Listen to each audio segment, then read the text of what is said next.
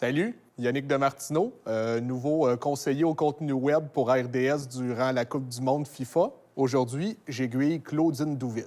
Yo. Yo. Yo. C'est moi aujourd'hui qui va vous aiguiller sur votre chronique. Moi, j'ai mis mon maillot aujourd'hui de soccer d'Italie. Moi, je viens d'Italie, là. OK, bien, tu sais qu'ils ne sont pas là à la Coupe du monde, hein, que c'est probablement ta seule occasion de le sortir, ton maillot, sans avoir l'air fou.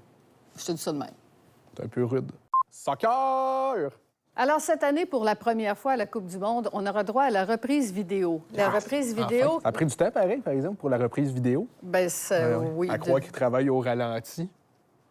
Maintenant, pour la reprise vidéo, on fait appel à tout un nouveau contingent d'arbitres qu'on va appeler les VAR, qui sont Video Assistant Referees. C'est les arbitres qui n'ont pas de cardio. APC, arbitre pas de cardio.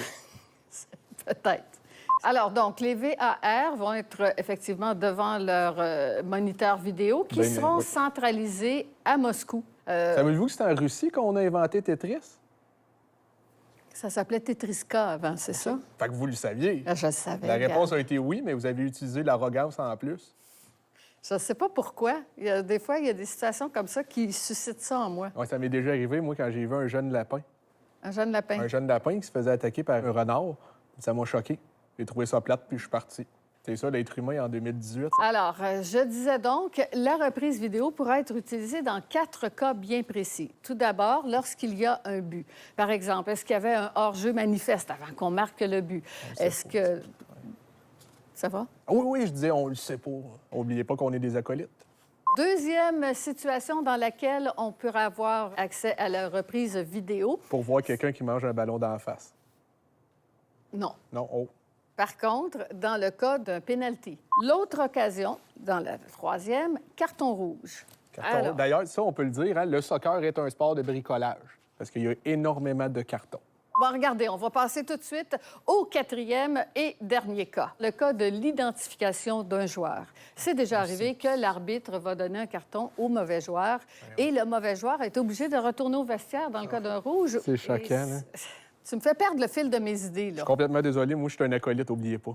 Donc, s'il y a une infraction qui se passe sur le terrain et que l'arbitre en chef aimerait la revoir, l'arbitre de terrain va mettre la main sur l'oreille. Une seconde, Madame Claudine. Comment qu'on est sûr que la personne dans son oreillette est vraiment en train d'écouter le match de soccer puis pas Chaume FM? Alors, donc, sur le terrain, l'arbitre écoute et là, va faire à des doigts un grand rectangle comme ça, dire la décision que je vais rendre, c'est avec la reprise vidéo. Ça, c'est le signe d'un écran. 2 côtés parallèles plus longs avec 2 côtés parallèles plus courts. On en revient au bricolage. On n'oublie pas que le soccer, c'est un sport de bricolage. Là c'est parce qu'on est plus dans la géométrie. Oui, mais la géométrie amène à faire du bricolage. Calculer tout pour ta cabane à oiseaux, soit pas trop grosse, pas trop petite. Tu dois avoir des très belles cabanes à oiseaux, hein? Que des jets bleus qui viennent, les animaux les plus gracieux dans le monde des oiseaux. Tu sais que les oiseaux ont une toute petite cervelle, hein? OK. Oui, je sais. Je dis ça de même. C'est pour ça qu'ils mangent des tout petites noix. Alors voilà, cette année, nous serons très heureux d'accueillir la reprise vidéo à la Coupe du monde Russie 2018.